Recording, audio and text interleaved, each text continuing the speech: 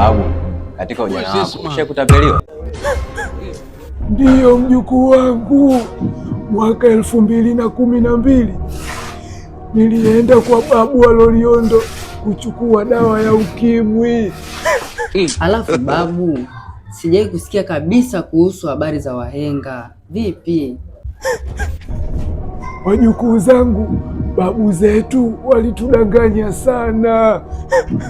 Walikuwa wakituambia eti uking'oa jino unatakiwa ulitupe juu ya bati. Babu, kwa nini sasa mlikuwa mnatupa juu ya bati?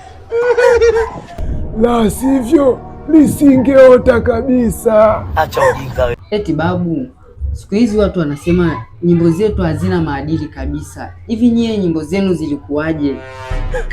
Ndiyo mjukuu wangu. Ehe babu, tuimbie nyimbo moja tu ya enzi zenu ambayo ina maadili. Unanunua Bluto, unavuta geto, ukifika geto